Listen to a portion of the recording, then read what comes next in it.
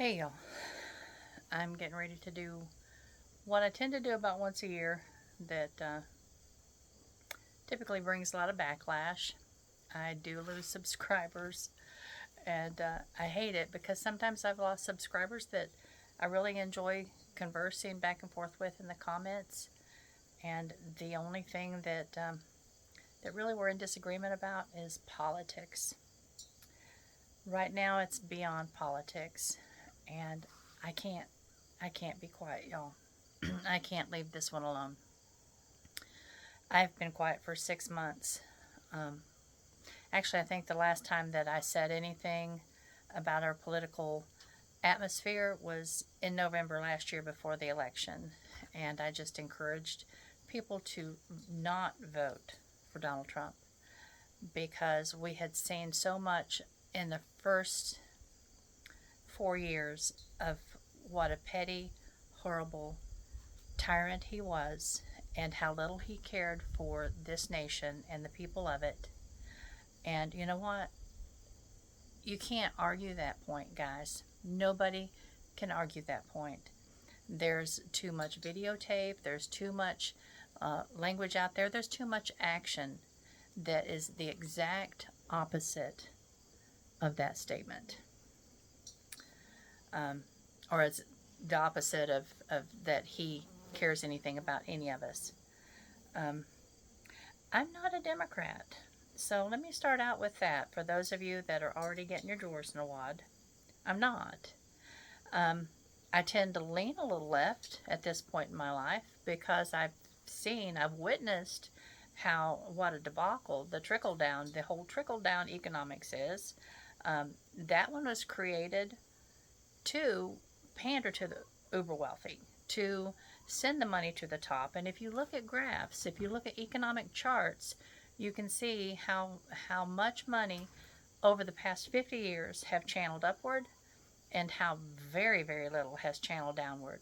The divide between those of us down here in the white blue collar world and the CEOs and those on upward in the uber wealthy, the uber wealthy, um, it's it's a chasm that's ginormous, and it's not just that it's not fair. And I used to be of the mind that the trickle down thing, well, if they worked for their money, who are we to say that they should, spread it around? No, let me explain.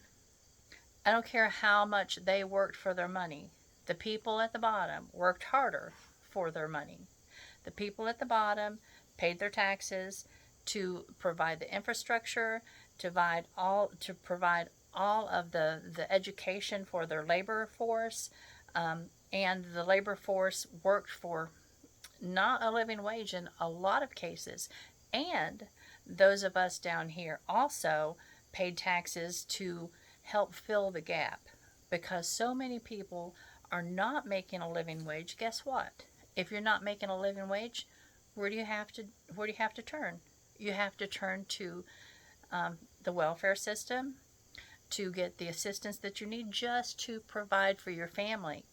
So these huge companies who are paying mega millions of dollars to their CEOs are paying a pittance to their employees.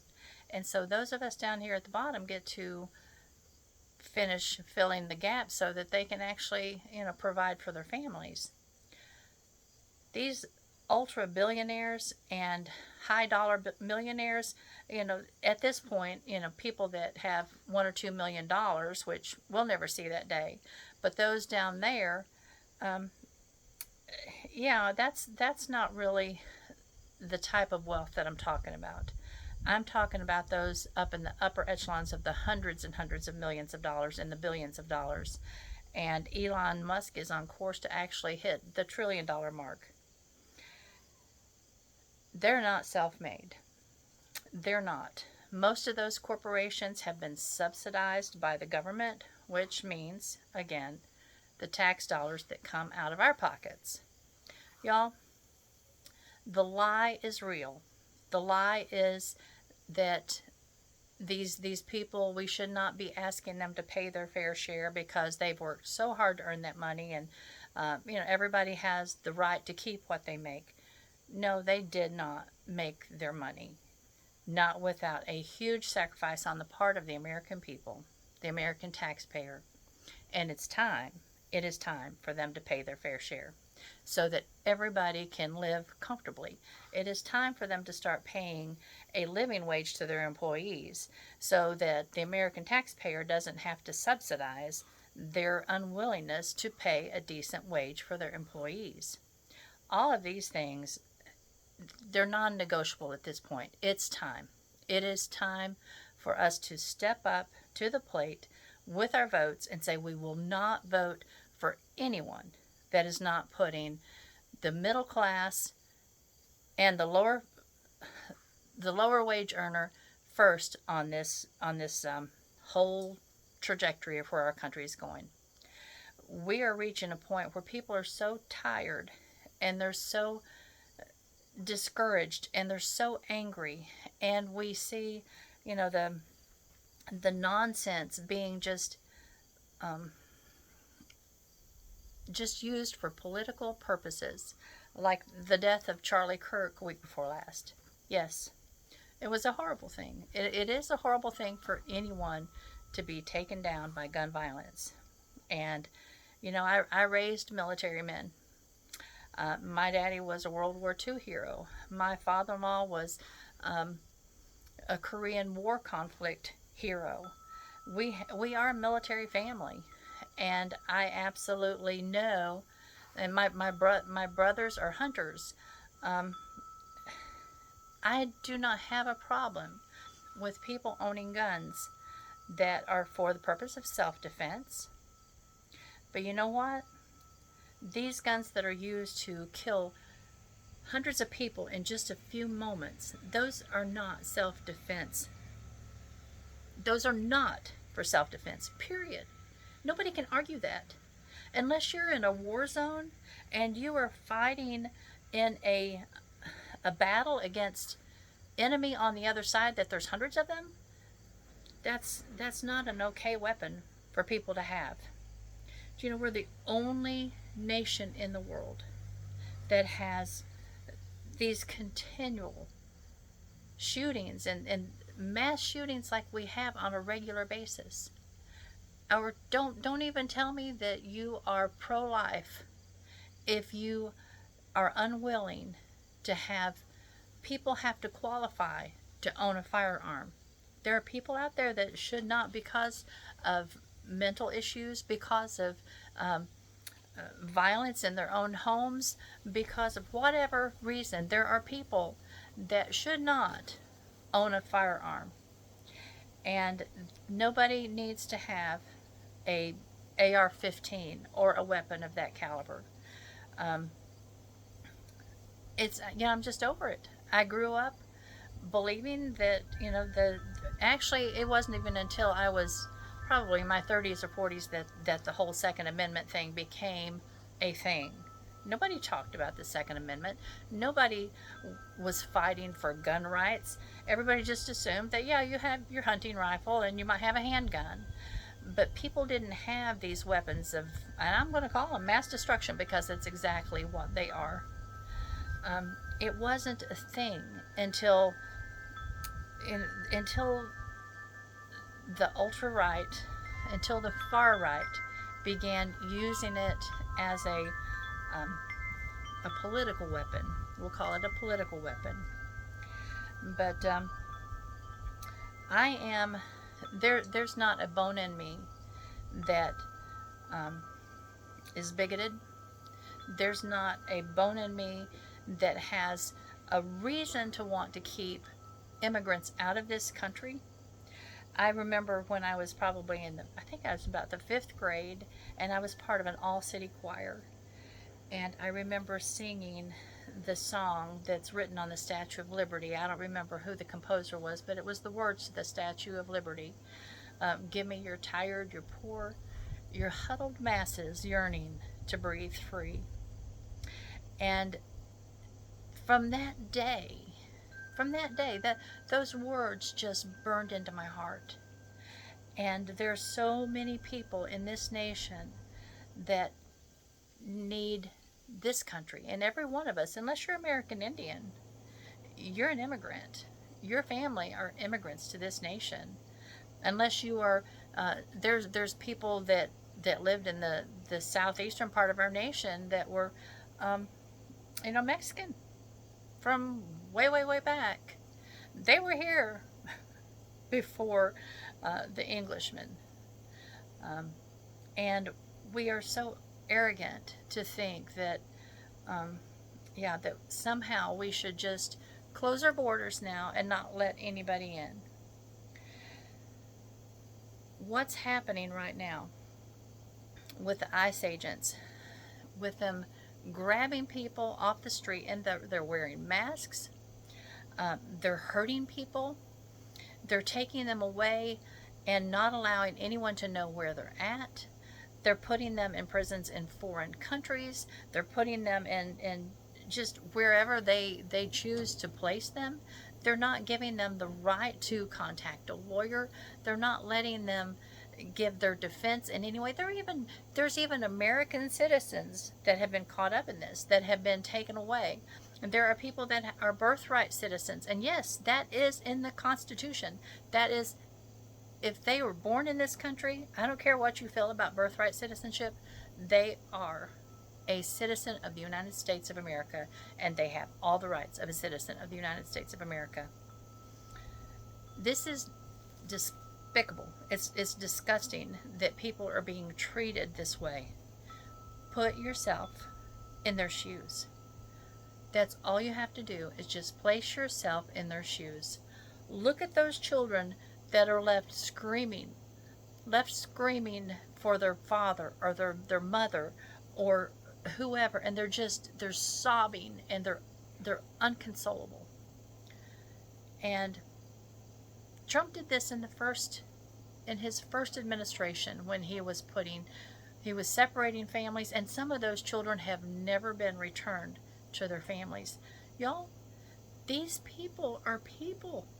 They are people just like us, and so many of them are escaping horrific situations in their nation of origin. And you know what? I'm going to go so far as to say, even if they're not, even if they came into our country and they just wanted to be here to, have a better opportunity to earn a living, they're still people who love their family, who take care of their family. And all of these lies that are spread about, no, they're getting our Social Security, and they're getting our Medicaid, and they're getting our Medicare, and all of that sort of thing. No, they're not. No, that's a lie. That is an absolute lie. They pay into those. If they're working a job where they're not being paid under the table, if they're being paid under the table, obviously they don't pay the Social Security and the Medicaid and Medicare tax, but they don't have that access to that. However, if they're working a job for a contractor that's paying them with a 1099, or they're paying them a W-2 on a W-2, they're paying those taxes. But not being an American citizen, they never have the opportunity to get any benefit from that. Let me explain that I was in the Republican Party for 30 years, for the first 30 years of my adult life. And not only was I in the Republican Party, I was a very active Republican. I worked in local, state, and federal campaigns. I wrote op-eds out the wazoo. I was in my county GOP. I worked the polls. I organized rallies. I was very involved up to my eyeballs, and I believed all the talking points of the Republican Party. You know what? 90%, and yes, I'm saying 90% of it was extraordinarily exaggerated or an out-and-out lie. One thing, and it got worse over the years. That's the reason I left 14 years ago and registered unaffiliated. Because I saw the hypocrisy getting worse and worse. I saw the lies becoming more and more extreme. And when Donald Trump, when he hit and was actually voted into office, that was the very first um, presidential campaign since Jimmy Carter. When I was 18, that was my first election. I voted for Jimmy Carter because he just appeared to me to be such a kind man. And now I know that he was cheated out of that reelection also, because and this is just a little tidbit, little side point. I'm a history buff, so I read these things. Because Reagan's administration, those before Reagan went into office, they had actually met with Iranians and had made a deal with the Iranian government that if you will not release the hostages, um, they were going to be benefited by waiting until after the election to release those hostages, even though Carter's administration had already made arrangements for that to happen. Did y'all know that? I didn't either until about 5 years ago. Some of these secrets have been well kept, but they're historical now and they can be found. So anyway, I voted for Jimmy Carter, and that was right after that was when I was kind of sucked into the Republican Party. And I was in the Republican Party for all of those years and very, very active. And I never voted, even though I had left the party prior to Trump going into office the first time. I had never voted um, for anyone other than a Republican for the presidential slot. I had voted for a Democrat here or there for Congress or for Senate or whatever, people that were local that I felt like I knew well enough to make those decisions about. But when Trump came on the scene, I I couldn't just vote for that man. There was something about him that just made my skin crawl. And so I took it upon myself to start reading, and reading. And that's what I do. I read about what I need to know. I don't watch the news. I don't listen to commentators give me the information. I read. And the things I read about that man, oh my God. I, I, I thought, no, there's no way that the American people will vote for this person. He is a total charlatan. He has used and abused people out the wazoo. He has his entire life has been one gigantic failure after another. Why would anybody vote for him? But it turns out that his incessant lies began to be believed, and that's right out. That's actually right out of the playbook for an authoritarian. Is that if you want to be believed, you lie, and you lie again, and you lie again, and the bigger your lies are, for some reason, if you keep saying them, people will begin to believe them. And that is, to me, that's such an interesting and bizarre fact, but it is a fact that it is. And so he went into office that first time. He started dismantling our government. Then the good thing was that he had people around him that were government officials on both sides that were still steadfast. They were still determined that they're going to run the government as the government is set up to be ran, and they're going to honor their pledge, their oath of office. And so he was contained. He was controlled to a good extent. But then in 2020, when he lost the election, and he absolutely lost that election, people were so fed up with him concerning the way that he had handled the pandemic. It was people just wanted him to go away. But then he stepped back into the limelight the night of the election, and I was watching his speech. when he said something along the lines of, we should have won this election. As a matter of fact, we did win this election. And I thought, what? What is he talking about? And then they ran from there. They absolutely, he pulled and pushed and cajoled all of those Republican senators and congressmen back into his corner.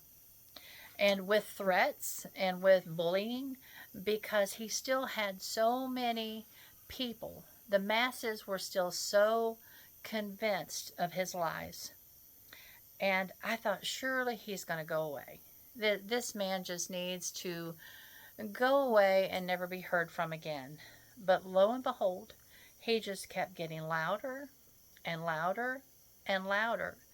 And even news corporations like Fox News, when they had to go to court to fight the what was it, I can't think of the name, but when they had spoken lies about Dominion voting machines, Dominion took them to court and sued them. And Fox News, the lawyers that were in that courtroom representing Fox News, made this statement. Now, y'all need to listen to this.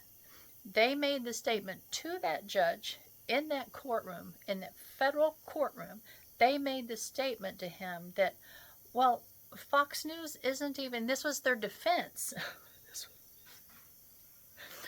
They said, well, we're not even a news channel. We're an entertainment network. So their defense was they shouldn't be expected to report news. They should be able to report what you might read in a tabloid at the grocery store checkout. They still ended up paying almost $1 billion. It was 870 some million. I can't remember exactly the number. But defamation, that's the word I'm looking for. And if you watch Fox News, y'all, you need to understand that Fox News is an entertainment channel.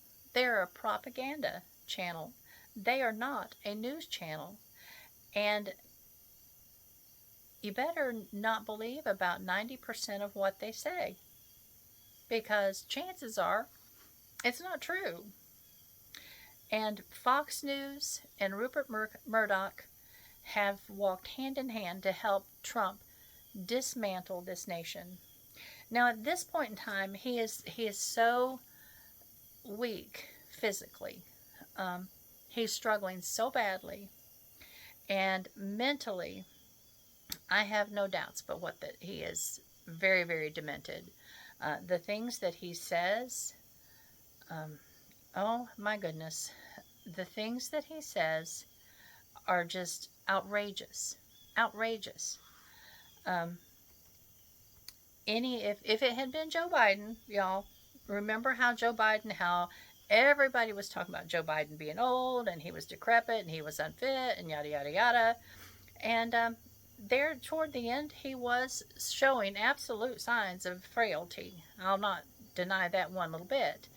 And I do wish that he had stepped back months and months before he did, and that there could have been an actual primary, so that the American people could have felt like they were more involved in the selection of the candidate that was going to run against Donald Trump.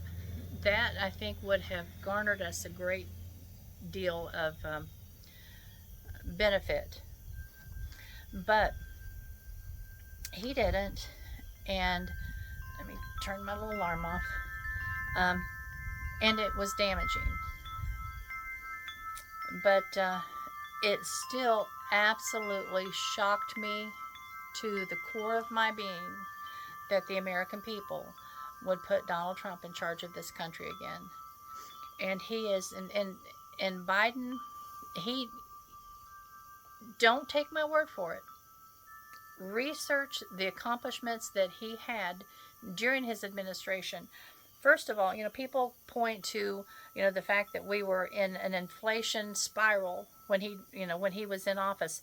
Yeah, we had just finished a, or we were still in the midst of a pandemic, a worldwide pandemic, y'all. And as a matter of fact, with all the different things that Biden actually controlled and moved along, and the things, the benefits that he brought about during that 4 years of his administration, it actually brought us to a point where we were actually economists worldwide were saying that we were the envy of the world because we had recovered from the pandemic so much faster than other first world governments worldwide. We were creating jobs hand over fist. The inflation numbers were coming down tremendously. Every marker of a strong, healthy economy was there and was growing by the month. Research those numbers for yourself, y'all. You don't have to take my word for it. Just don't take Fox News' word for it. You need to go and research those numbers for yourself to see where they were at, all during Biden's 4 years. And I can tell you this, that as of October of 2019, when Trump was still in office, economists were saying that by the middle of the next year that we were going to be in a significant inflation situation. He was already damaging the economy. It wasn't just the pandemic that put us under. It was Trump's decisions, the tariffs that he had imposed back during his first administration, destroyed the farmers.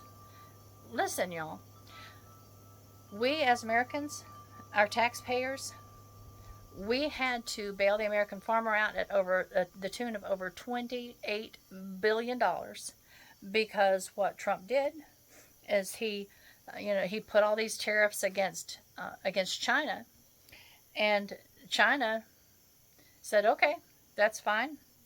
They started going to other countries, to South America, to different places, to buy their grains, to buy their beef, to buy the different things that China was buying from. Let me back up. I'm not sure about the beef, but the corn, the grains, the soy, all of that sort of things that they were buying from the American farmer here, they started searching elsewhere. They found markets that could supply them. And the American farmer, there was stuff rotting in their fields because they didn't have another market for those items. You're not hearing that. You're not understanding. If you don't hear the truth about these things, then you'll think, well, the American farmer seems, they voted for him again this time around. Yeah, they were hoping that he was going to follow through with some of the other promises that he had made, which he didn't. He hasn't. And right now, there's more American farmers losing their farms than ever before. No, I shouldn't say that either, because I'm not convinced of that. But a ton of American farmers are losing their farm. I listen to them because we farm. I do have certain commentators that I listen to on a regular basis, and they bring farmers on from the Midwest and from the rural parts of the Southeast, and they talk to them, they ask them questions, they let them share their situations, and so many of them are farms like ours, and we're not in debt. We haven't borrowed money because we're not doing anything on a huge scale. We're just piddling. But a lot of these farmers that actually make their income, their livelihood from their farms, they've borrowed money, and the Biden administration had made an agreement with these farmers to move us toward a better place, in multiple ways, as far as providing healthy foods for our people, and moving us toward a better place with the climate. They had they had guaranteed them, if you will make these changes on your farm, then when the changes are finished, the American government will write you a check to reimburse you for these changes that you've made. And they were updates and changes that were so beneficial to in multiple ways. Okay, this is something I should have refreshed my memory on so much of this before I started talking to y'all about it. But I'll try to find some um, articles that I can post and pin at the top of this. Um, but anyway, what ended up happening when Trump came into office, and these farmers that had invested $100,000 for an upgraded water system for their livestock, or whatever, they had invested the money that they were told would be reimbursed. Well, Trump came and said, "Nah, we're not doing that. Nope." So here these people have these bills, and it would have benefited all of us, y'all.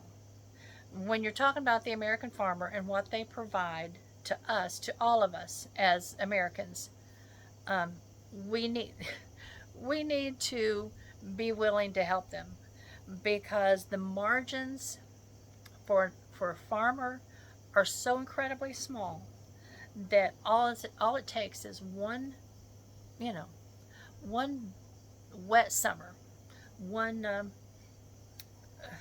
dry summer, whatever, and it wipes them out without these subsidies. The subsidies are good. They benefit all of us because the farmer can continue on the next year.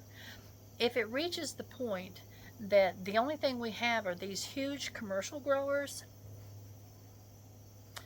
the quality of the food is going to go through the floor. And the prices then, can be whatever these huge conglomerates want them to be, as with everything else. I mean, if there's a corner on the market, they can charge what they want. And right now, when we have 50,000 cattle farmers that's selling their beef to Ingles Market or whatever, that keeps the price fairly low. But if we end up with 10 conglomerates selling beef to Ingles Market, they can price it whatever they want to, and we either have to just accept it, or oh well, don't eat steak for dinner, don't eat hamburger for dinner. But anyway, but now, and those are all surface issues. Those are all things that um, are sad, are damaging. But what's happening this time around is he's destroying our democracy. He's trying to, like a mob boss. I've heard people make that comment this week, that he's like a mob boss. He's threatened our universities. He's threatened huge law firms across the nation. He's had comedians taken off the air. Um, he's threatening FCC licenses.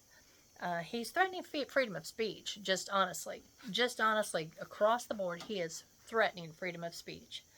Um, and I'd even thought about that when I decided to make this video. I thought, well, if some person that is a Trump lover and just can't stand me turns me in at this point, I don't know if we've reached that point yet or not. I wonder if I'll have a knock on the door and, be taken off for questioning, or have taxes that just actually have to be checked again for mistakes or whatever, or however it is that they're going to choose to lean on those of us that speak up against them. Ain't scared. I'm sorry. I am old. And I've already lost one son to the American experiment. I think that I should never have lost him, because we shouldn't have been in Afghanistan and Iraq. And the damage that was that was done to him through the traumatic brain injury led to his death. Absolutely.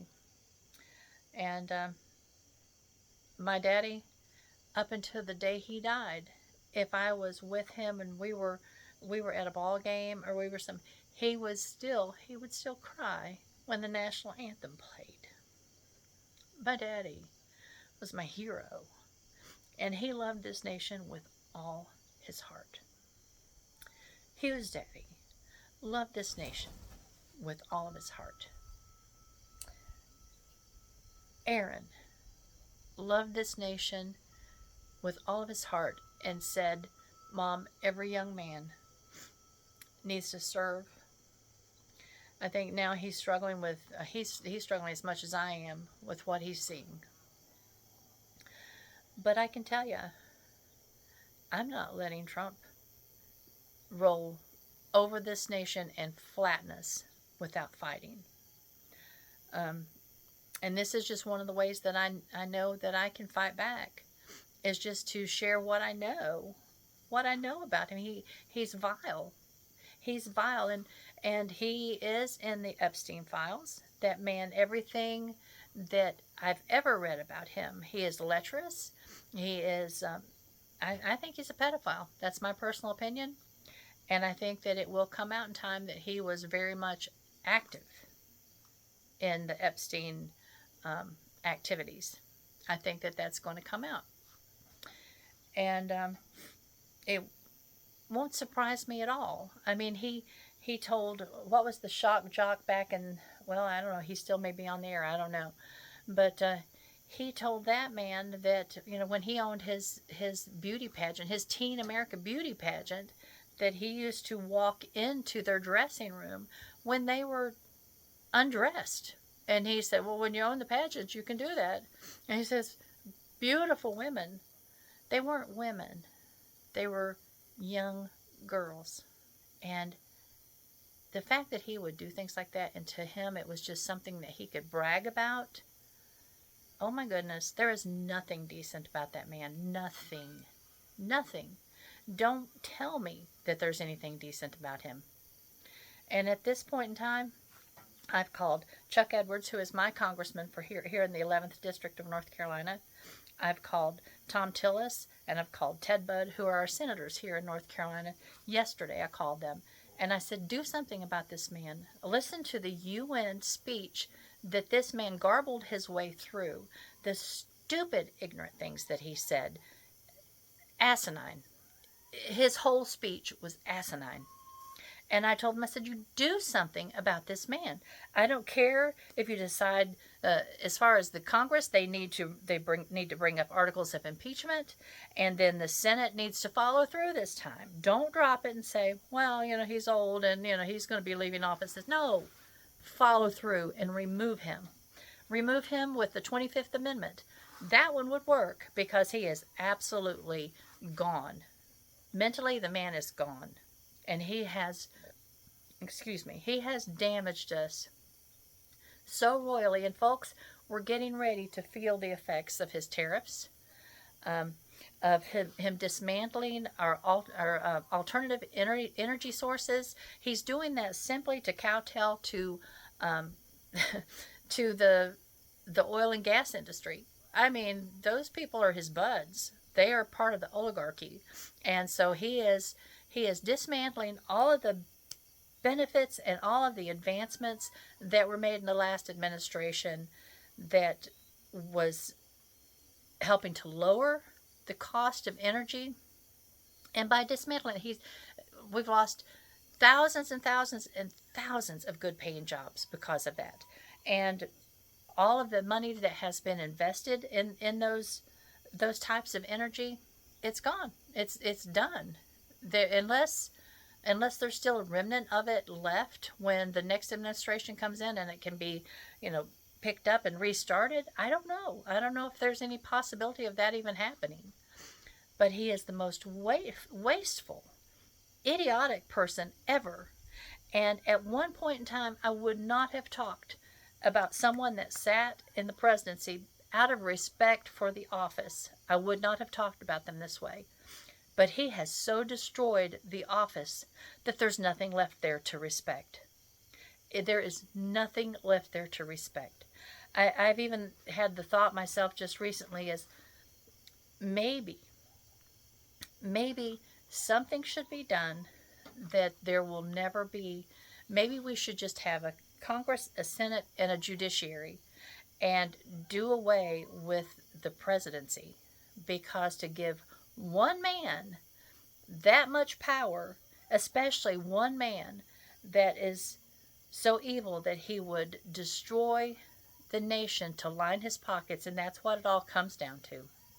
Y'all, he has made billions of dollars in the 6 months that he's been in office through his meme coin, through all of the things that he has sold, through being gifted private jets from Qatar. Just the grift is unbelievable. We have nothing right now to respect about the presidency. Nothing. I hope that when we do have another president, that they can bring back some kind of respect and decency to the office. I don't know. I don't know. But I do know that we're in for a severe time of inflation. I do know that the gas prices are going to come down. They're going to come down significantly. I was listening to an economist talk about this just recently, and it's because of the oversupply, the over drilling, and everything. And it sounds good on the surface. It'll be fun for us at the pump, temporarily.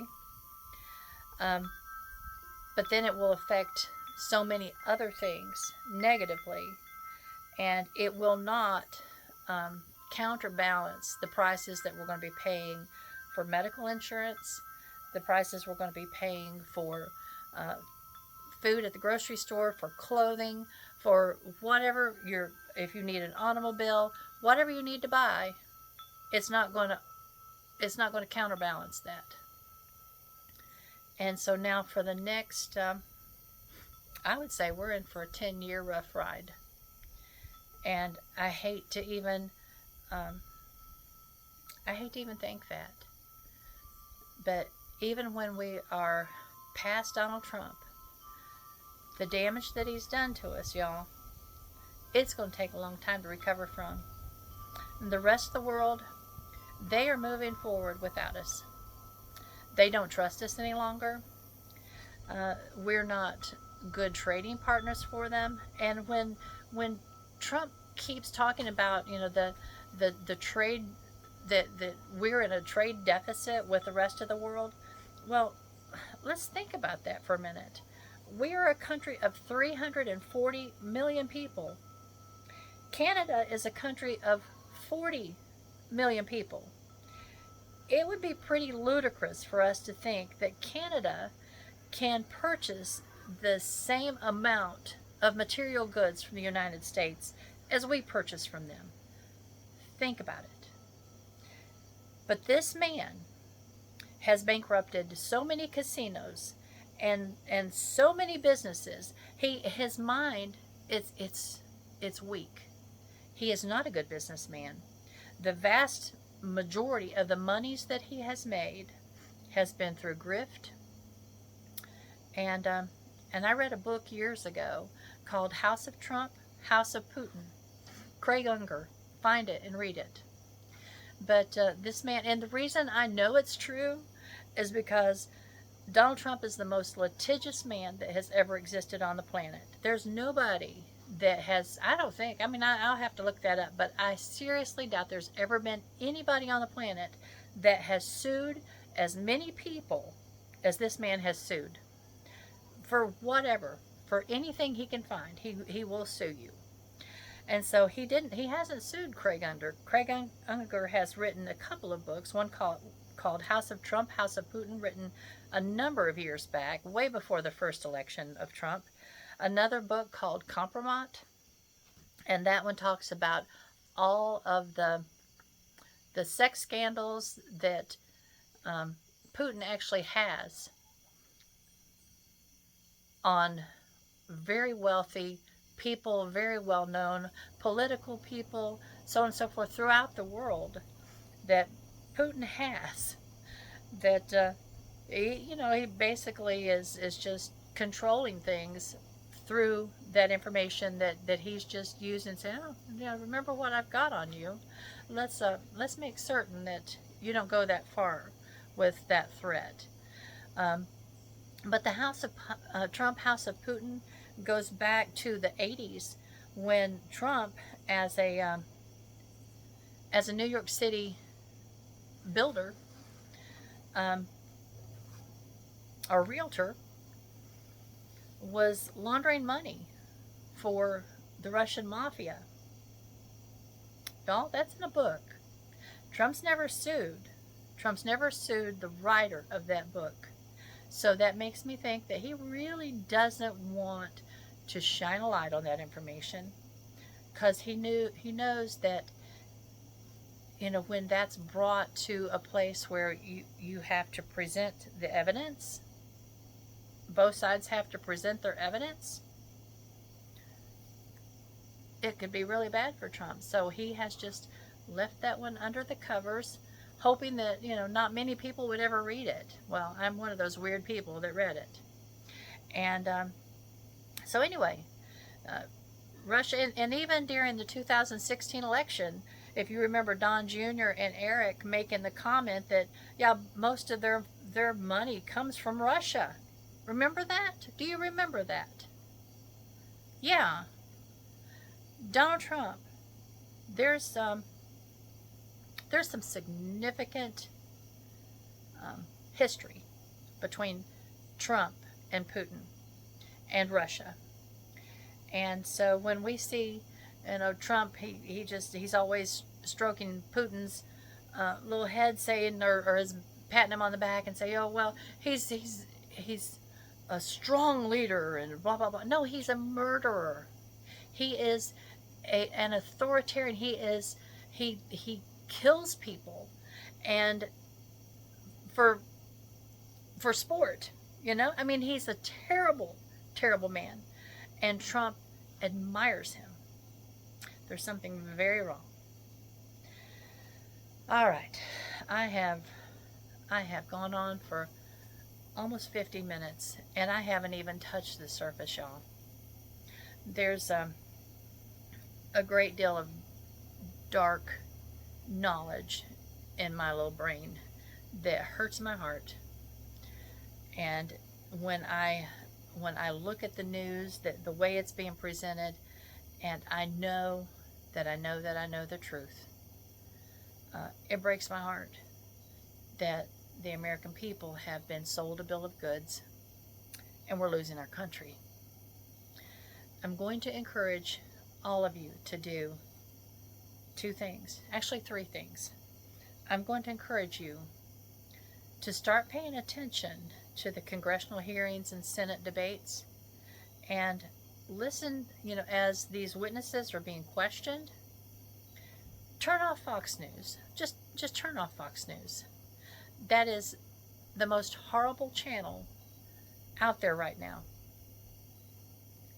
Get your information from sources. I'm not saying go to CNN. I'm not saying go to CBS or any of these. I don't trust any of them anymore, just honestly. Go to commentators that I will tell you. One that I listen to, his name is Glenn Kirshner. He has a podcast and a YouTube channel called Justice Matters, and he was an Army JAG, and then he was a 30-year prosecutor in D.C. and for the DOJ. And so he was there. He was in that whole soup, whatever. He was there. The man has an impeccable character, and he will explain to you what's going on in this country and the legality or illegality of it. But again, his name is Glenn Kirshner, And there comes Papa. He's probably wondering what I'm doing. And yeah, and his channel, his podcast is called Justice Matters. Um, Check it out. Um, there's another guy. His name is Will. I'll have to put these. I'll pin these at the top. He is he is a farmer in Missouri, a big farmer, and he travels around the country and talks to farmers all over the nation about what they can do to protect themselves during this time of unbelievable stress for American farmers. He is such a kind man, and he is not out to make political points for anybody. He is out to protect the American farmer. Um, just a, and he's trying to draw us together, which is kind of new and unusual in this atmosphere. Um, and I love that. I love that. I love listening to somebody that says, you know what, we've got to just remember that those who are supporting this, they have just been lied to. And and I know, having been in the Republican Party for so many years myself, I know how the Republican Party uses culture wars and uses just grievance to make people angry. They get people all focused on nonsense issues to take their focus off of the fact that as the blue collar, white collar workers, the middle class in this nation, we're being fleeced. We are being fleeced to install an oligarchy in this nation. Yeah, and I am a Bernie Sanders aficionado. Listen to some of his um, his speeches where he is traveling all over the nation talking to huge stadiums of people and explaining what's going on and how we are not being given the truth about what's happening in this nation, about how we're health care is a human right, and it is, and how so much of what we have been taught to believe is just paper tiger, y'all. It is time for us to start looking out for ourselves, our family, and our neighbors, and stop believing the lies that everything's going to trickle down to you. We just have to give the billionaires these huge breaks. They'll hire more people and it will all trickle. No, it doesn't. No, it doesn't. We've had 50 years, y'all, for that to take place, and it has not taken place. We are in worse shape than we were 10 years ago. And then we were in worse shape than we were 10 years before that, and 10 years before that, and 10 years before that.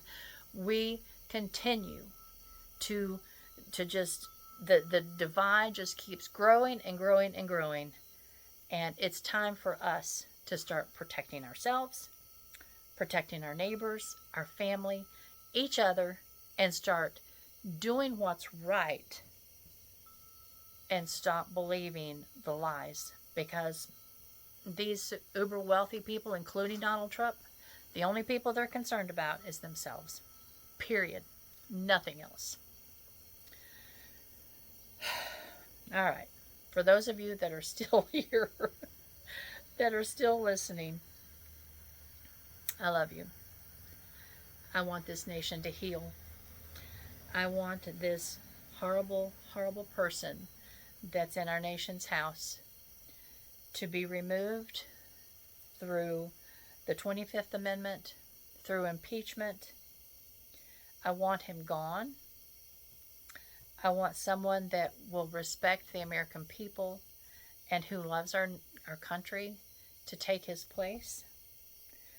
I want us to work together to heal what the politicians are not willing to do, to heal us. We need to be healed. We need to hold each other. And y'all, I'll just be honest. I've lost two of my brothers and a sister to this administration. because the differences were so expansive, so deep. I'm hoping that when this country is finally, Ferdinand just went up to roost, when this country finally reaches a place of sanity again, that my family can be healed. But we're in a bad place. We got to weather the storm together. And let's leave something amazing and wonderful and beautiful for our kids and our grandkids. Not what's being left to them right now. This is intolerable. All right, y'all. I will talk to y'all tomorrow. Those of you that will stick with me, we'll be back on to more enjoyable.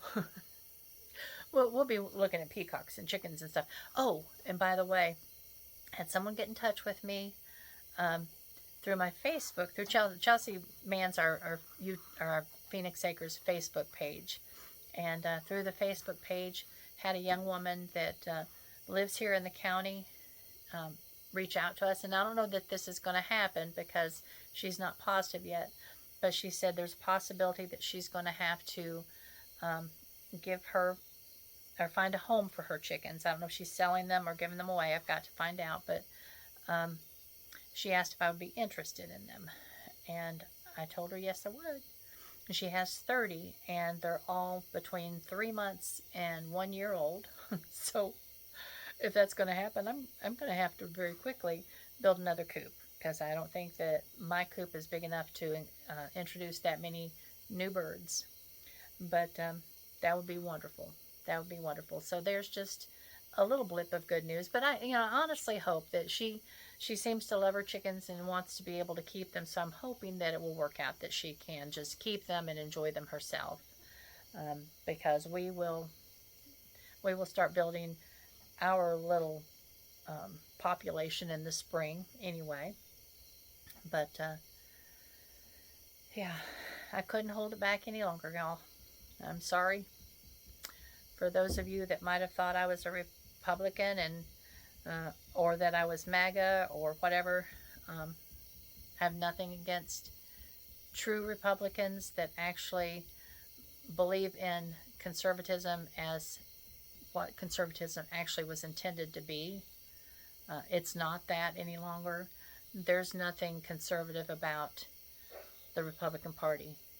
And as a matter of fact, that's another thing that I hope I can pin all of these at the top of this video. And y'all take a moment and just watch them if you have an interest. There's one young man today that I listened to talk about conservatism. He's a historian and just quiet, soft-spoken. I love to listen to him. His wisdom is just unbelievable for a young man. He's probably in his early mid-30s. But he has an exceptional way of explaining what things are, how they came about, and what's happening. And he talks about the history of conservatism. And I listened to him, and I thought, yeah, it's not that any longer. So anyway, I'll pin these things at the top. And if y'all listen to them and they speak to your heart at all, let me know. I'd like to know. And if any of y'all are mad at me, all I can say is I've got to be true to myself, to my daddy, to my father-in-law, to my sons, to my grandkids, to my husband, to my daughter, to my neighbors, to my country, and even those of you that actually take the time to listen to me. I love y'all much, and I'll talk to you later.